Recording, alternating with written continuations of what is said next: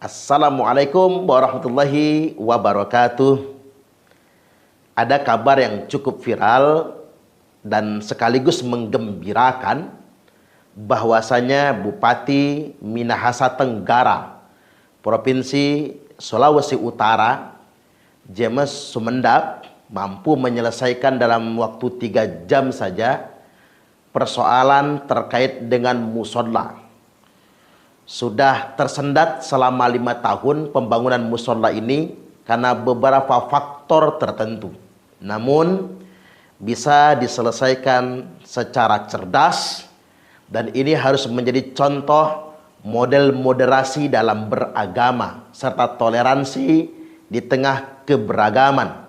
Dan saya pikir juga patut dicontoh oleh kepala daerah, pejabat-pejabat yang lainnya terkait dengan pendirian rumah ibadah. Ada baiknya saya baca dulu informasi terkait dengan ini. Kabar beredar tersebut saya dapatkan dari pesan WhatsApp yang ketika diklik langsung tertaut kepada akun Facebook, yakni akun James Sumendap, Bupati yang saya maksud tersebut. Di situ tertulis bahwasanya masalah 5 tahun pembangunan musola solusi hanya 3 jam saja. Saya bersyukur masyarakat Minahasa Tenggara masih bisa jadi contoh yang baik dan tetap menjaga kerukunan antar umat beragama walaupun sempat beda pendapat karena masalah pembangunan musola yang tak menemukan solusi selama 5 tahun. Puji Tuhan, kata sang Bupati, saat ini kita semua sudah diberikan kebijaksanaan dan mendapat solusi bersama dengan baik dan akhirnya kita sama-sama senang, kita sama-sama puas, kata sang Bupati. Rencana pembangunan musola akhirnya menjadi masjid. Ini kan luar biasa. Rencana membangun musola akhirnya menjadi membangun masjid dengan kesepakatan antara semua pihak. Dengan kesepakatan antara semua pihak, baik masyarakat, tokoh-tokoh agama, FKUB. Nah, ini bisa dicontoh nih oleh FKUB dimanapun Anda berada, FKUB manapun, dan disaksikan oleh pemerintah, anggota dewan, Kementerian Agama, Kepolisian, dan TNI. Baku-baku baik, baku-baku sayang. Torang semua ciptaan Tuhan, torang semua bersaudara.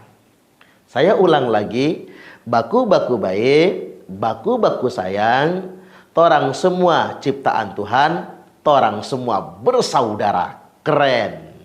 Saya sangat mengapresiasi apa yang dilakukan oleh Pak Bupati.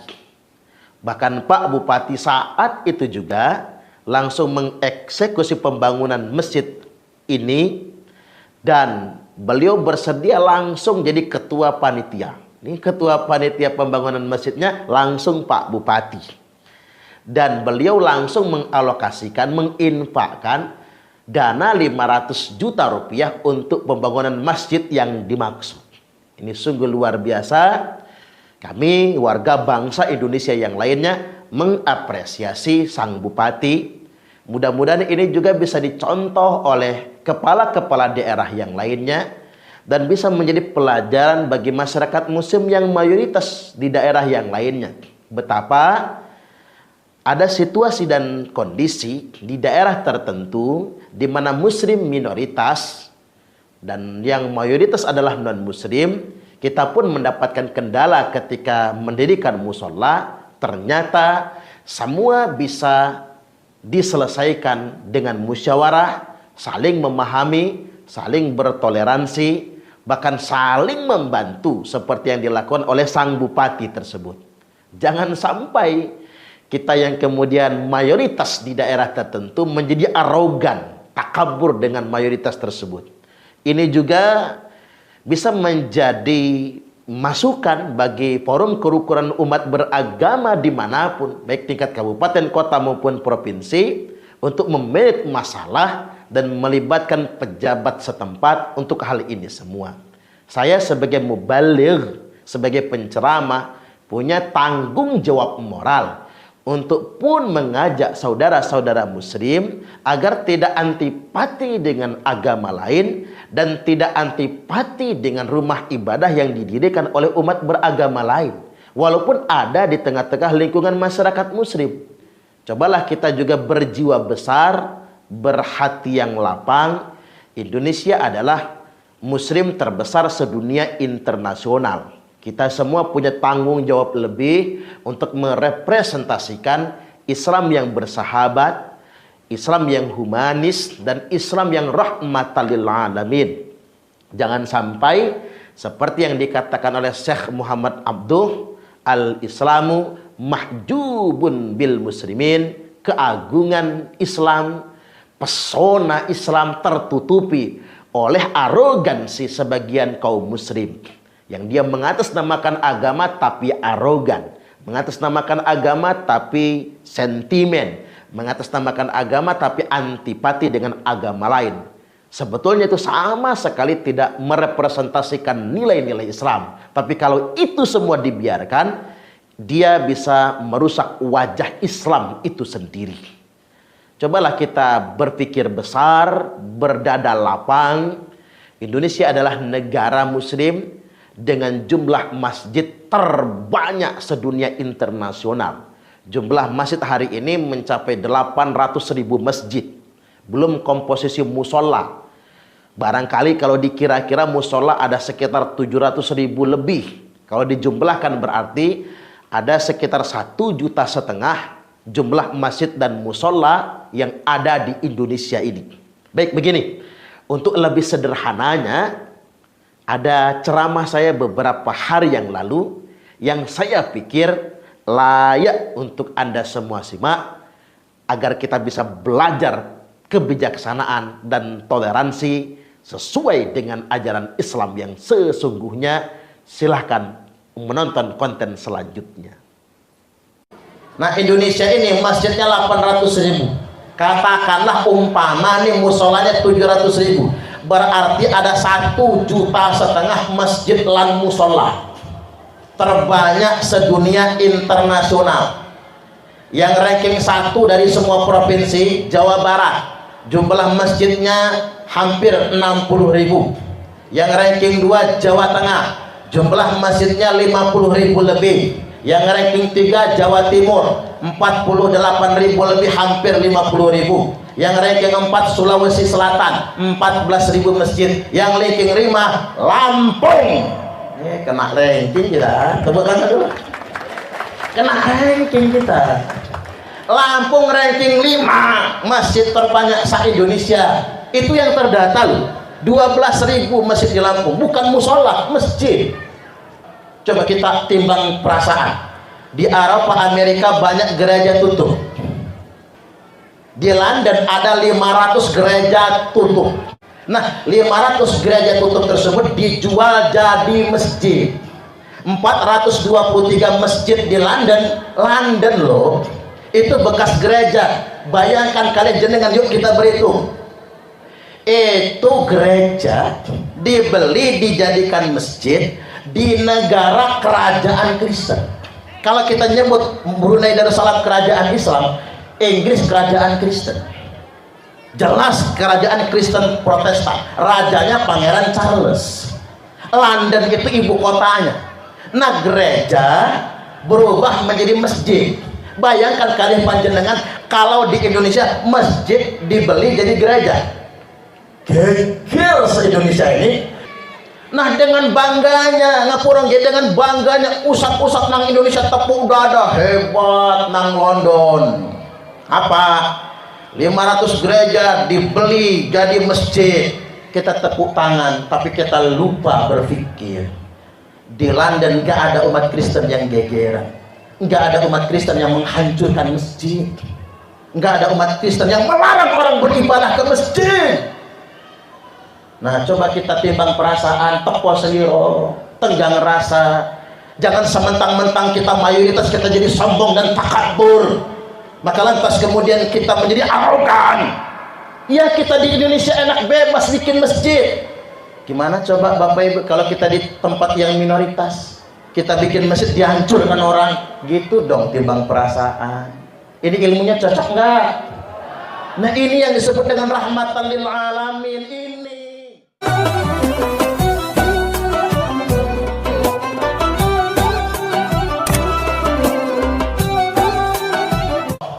Tsumma dakhaltul masjidah fasallaitu fihi rak'atain. Lalu aku masuk masjid, kata Nabi, dan sholat 2 rakaat. Makanya Nabi isrohnya minal masjid ilal masjid, dari masjid ke masjid. Nabi hijrah dari Mekah ke Yathrib, mampir ke Kubah, bikin masjid. Tapi jangan dikira masjid Nabi itu mewah, cuman batu yang dijejer. Maksud saya begini Bapak Ibu, orang Islam ini berhentilah dulu bermewah-mewahan akan masjid. Ini masjidnya bagus, sudah bagus, manfaatkan, makmurkan, gak usah bongkar pasang. Nanti kadang-kadang Pak Mir baru gatal tangannya, mau ganti keramik lah, ganti cat lah, ganti pelapon lah. Karena begini Bapak Ibu, la taqumus sa'atu hatta yatabahan nasu bil masajid. Tidak terjadi hari kiamat, kata Nabi, sehingganya manusia berlomba-lomba mempermewah masjid, berlomba-lomba mempermegah masjid. Apalagi di Indonesia ini masjidnya banyak betul. Indonesia negara ranking 1 terbanyak masjidnya sedunia internasional. Data tahun 2022 kemarin, jumlah masjid yang terdata, ini belum yang enggak loh, yang terdata ada 800.000 masjid. Kira-kira musolanya segitu juga. Saya ambil perumpamaan begini, Jawa Barat itu jumlah masjidnya 60.000, musolanya 50.000, berarti 100.000 lebih. Nah Indonesia ini masjidnya 800.000. Katakanlah umpama nih musolanya 700.000, berarti ada 1,5 juta masjid lan musola. Terbanyak sedunia internasional. Yang ranking 1 dari semua provinsi, Jawa Barat, jumlah masjidnya hampir 60.000. Yang ranking 2 Jawa Tengah, jumlah masjidnya 50.000 lebih. Yang ranking 3 Jawa Timur, 48.000 lebih, hampir 50.000. Yang ranking 4 Sulawesi Selatan, 14.000 masjid. Yang ranking 5 Lampung, kena ranking kita, tepuk tangan dulu, kena ranking kita. Lampung ranking 5 masjid terbanyak se-Indonesia. Itu yang terdata loh, 12.000 masjid di Lampung, bukan musola, masjid. Kalau ditambahkan musola banyak lagi, masjid segini banyaknya. Apalagi di Bandar Lampung itu ada masjid yang cuma 15 meter jaraknya. Saya ingin katakan di sini, dari ratusan ribu jutaan masjid lan musola, rata-rata itu nggak punya IMB loh. Bener kan? Semau-maunya kita ini Pak. Makanya kata orang, pemerintah rejim ini anti-Islam. Kok anti-Islam dari mana? Oh Indonesia ini masjid terbanyak, masjid bebas ngebangun. Coba jangan jalan-jalan ke Arab sono. Di Arab tuh jauh-jauh masjid, dan warga nggak bisa bangun masjid. Walaupun jenengan tanahnya lebar, duitnya banyak, nggak bisa bangun masjid kecuali atas izin pemerintah. Hanya pemerintah yang berhak bangun masjid di sana. Atau nggak usah jauh-jauh lah, merantau nang Malaysia. Ada nggak dari Sendang ke Malaysia? Banyak. Coba Pak jalan-jalan nang Malaysia masjid berkilo-kilo, kalau mau Jumatan susah.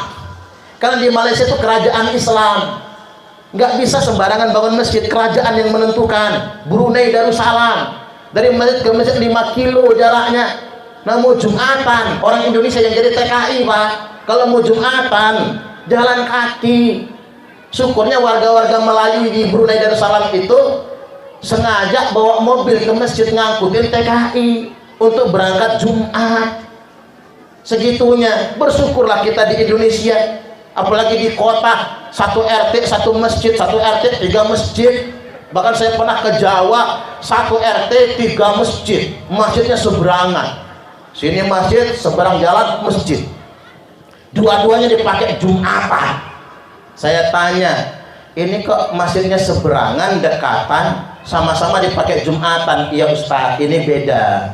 Kalau yang ini masjid NU PKB, yang seberang masjid NU P3. Sama NU-nya, sama adzan 2 kalinya, sama kunutnya, tapi beda, satu PKB satu P3, pisah masjid. Nah, besok-besok kita bikin masjid NU PDI Perjuangan. Tepuk tangan dulu. Masjid NU Golkar. Alangkah bebasnya kita di Indonesia ini.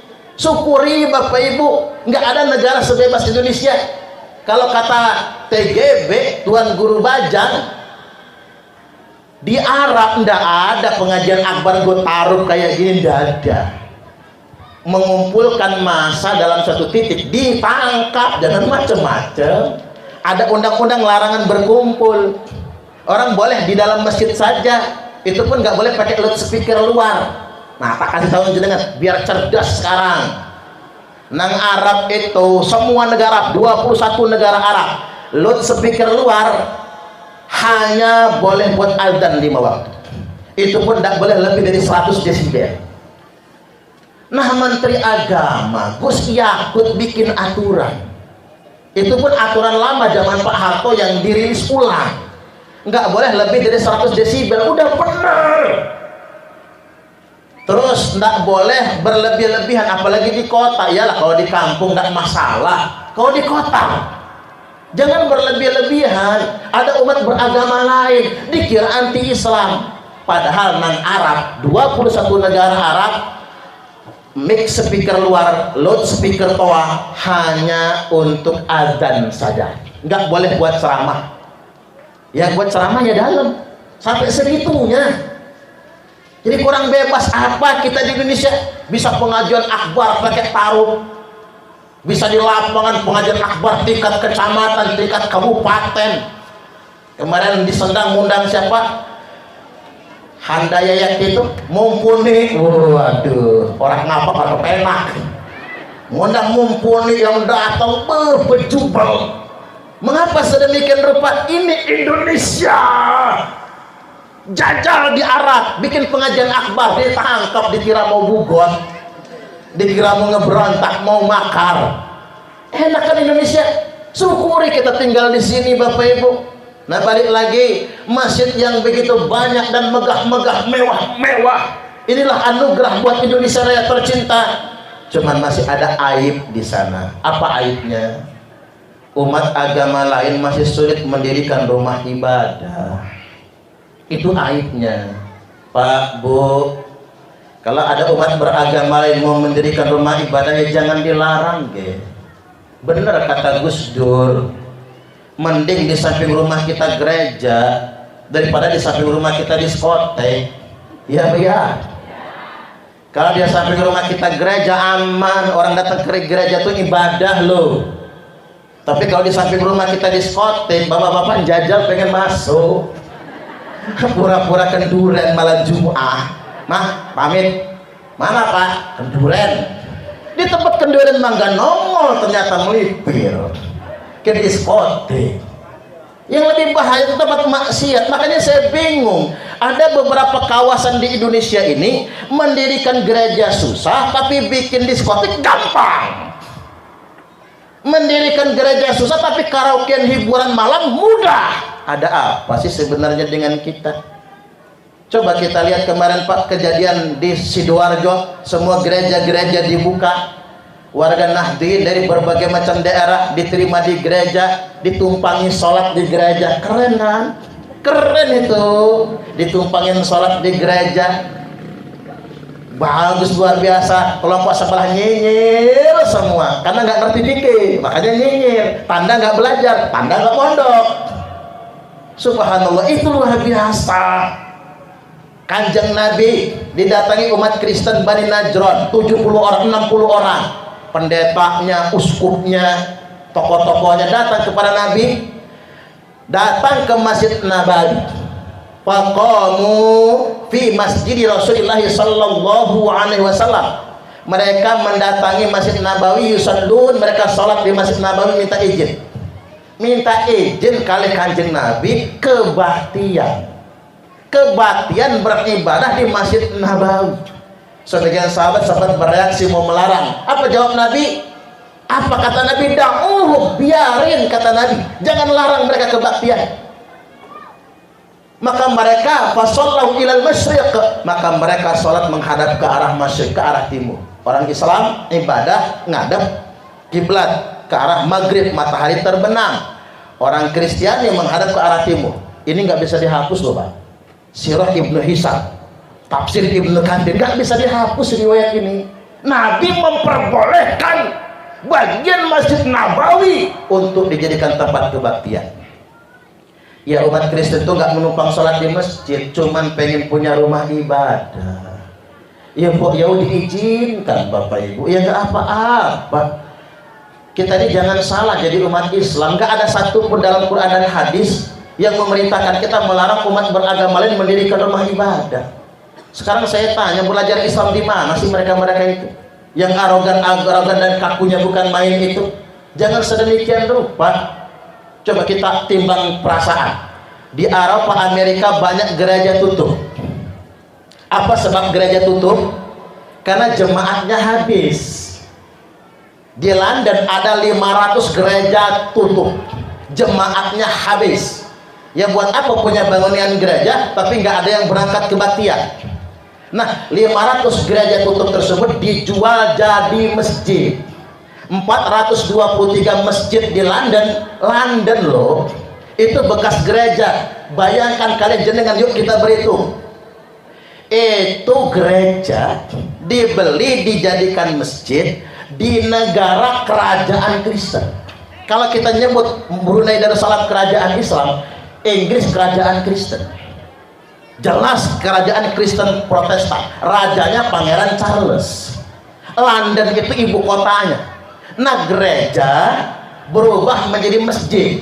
Bayangkan kalian panjenengan kalau di Indonesia masjid dibeli jadi gereja. Geger se-Indonesia ini bisa demo bersilit-silit, demo berjilid-jilid. Nah, dengan bangganya ngapurang dengan bangganya usap-usap nang Indonesia, tepuk dada hebat nang London. Apa? 500 gereja dibeli jadi masjid. Kita tepuk tangan, tapi kita lupa berpikir di London nggak ada umat Kristen yang gegeran, nggak ada umat Kristen yang menghancurkan masjid, nggak ada umat Kristen yang melarang orang beribadah ke masjid.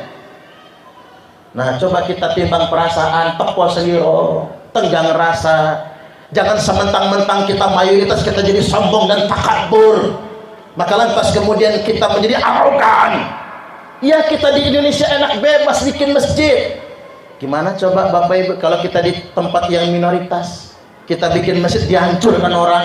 Gitu dong timbang perasaan. Ini ilmunya cocok nggak? Nah, ini yang disebut dengan rahmatan lil alamin ini. Makanya para banser nih yang sering dinyinyir orang satpam gereja, nggak apa-apa. Karena para banser ini, hebatnya banser, tidak akan bertindak tanpa komando para kiai. Itu para banser. Kita mengenang Rianto pada misa malam Natal, ada bom di bawah kursi jemaat gereja. Rianto membuang bom itu jauh-jauh, tapi bom meledak di tubuhnya.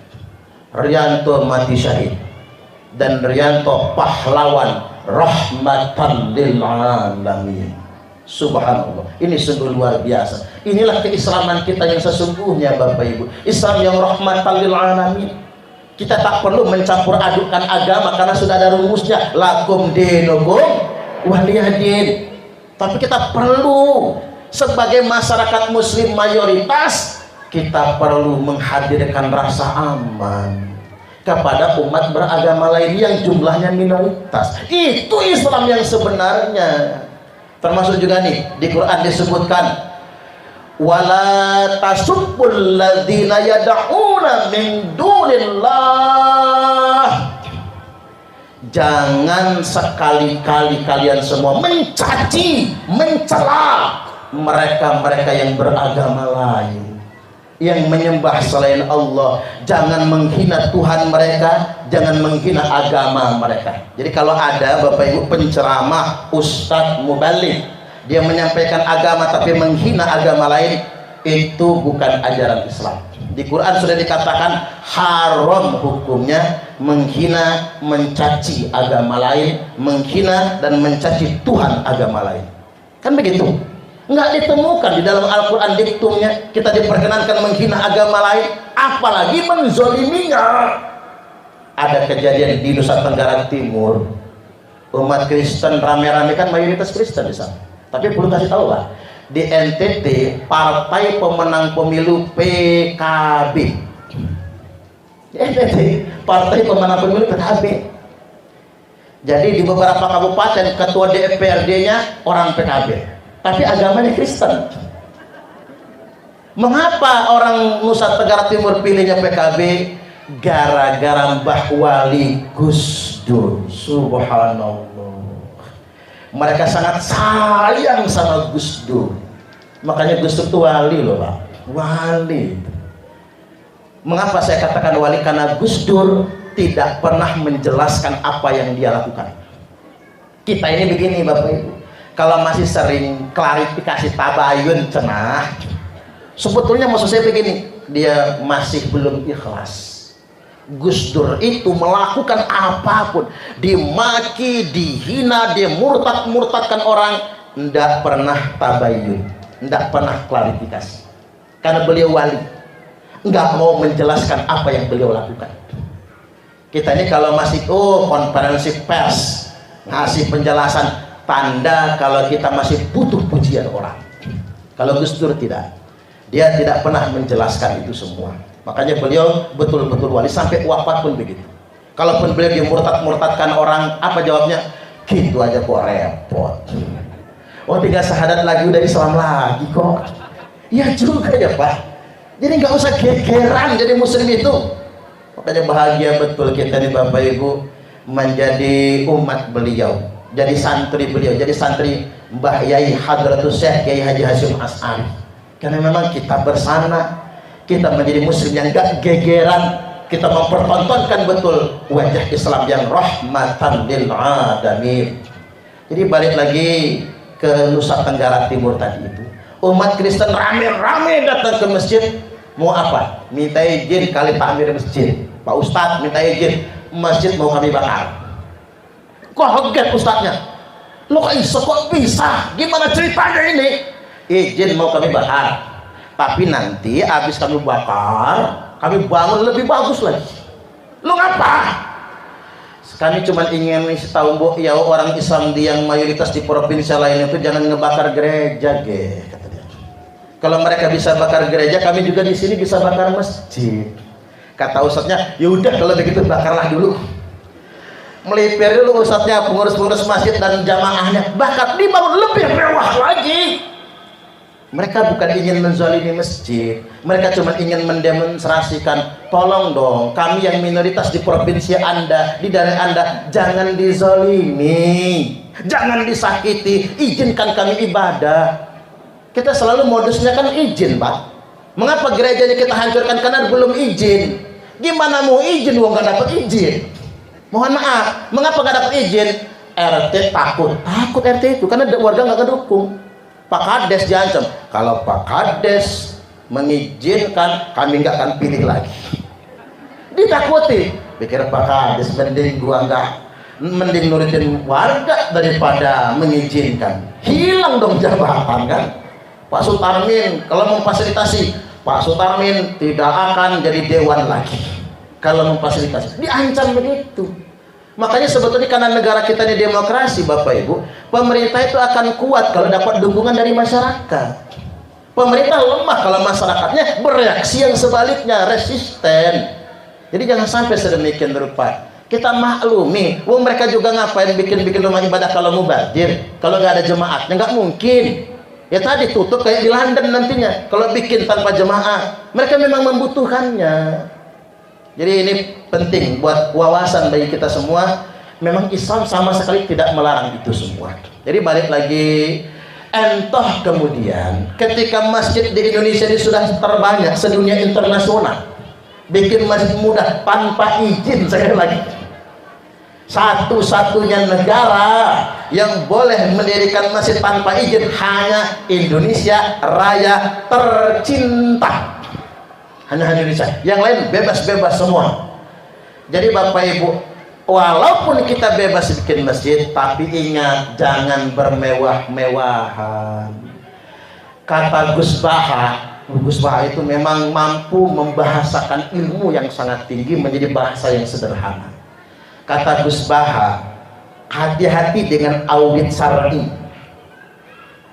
Orang kaya hanya mau infak untuk bangun masjid, padahal ada waktu tertentu lebih baik dia nyantun tetangganya yang gak kebeli beras daripada dia nyumbang masjid loh.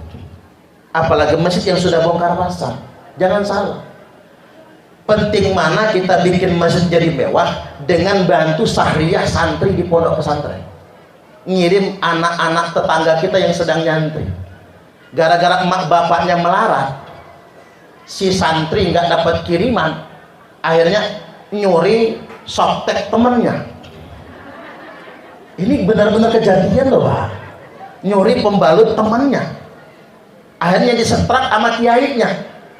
Ada santri yang sering nyuri duit, ditangkap, disetrak, dikeluarkan dari pondok pesantren. Kalau saya begitu sampai nangis Bapak Ibu. Dia bukan pencuri, dia bukan maling, tapi jarang dapat kiriman.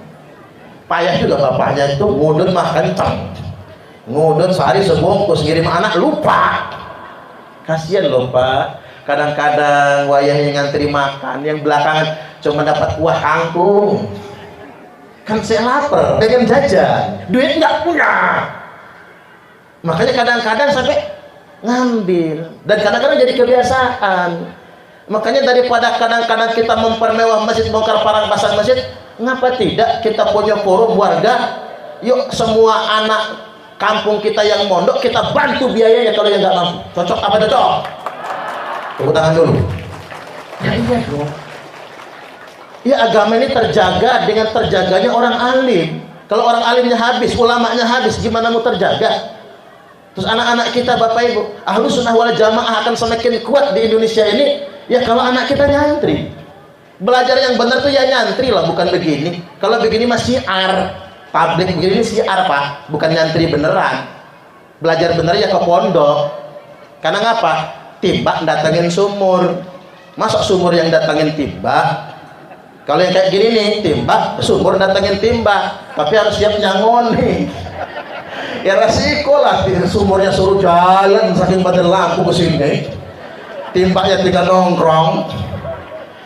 Ya aslinya timbak yang datangin sumur. Makanya barokahnya ilmu anak mondok, betul itu. Makanya Gus Baha nggak bisa diundang ke sini Pak. Berapapun duit jenengan nggak bisa, karena beliau nggak mau niat safari dakwah. Beliau ingin taklim, ngaji. Kalau mau ngaji datang ke beliau. Makanya napiter-napiter, narapidana terorisme dan bekas-bekasnya rata-rata yang sudah tobat ngefans sama Gus Baha. Pengen ngaji, diangkutin sama Mabes Polri ke Gus Baha semua, berbis-bis diangkut ngaji ke sana. Memang susah Pak, cari kiai yang begitu susah ya. Sekarang ini banyak bukan ulama sih, penceramah. Nah, kayak saya kan penceramah. Makanya penceramah itu jangan gumedek, jangan semua kata-katanya harus diikutin. Namanya penceramah tetap penceramah, ada baik diambil, kurang bagus tinggalkan. Setuju atau setuju? Ya ibarat kata pepatah, walaupun keluar dari buntut ayam selama telur ambil, tapi walaupun keluar dari buntut sahrinong, kalau kuning-kuning jangan, karena itu bukan emas. Nah itu maksudnya, ambil baiknya, tinggalkan jeleknya.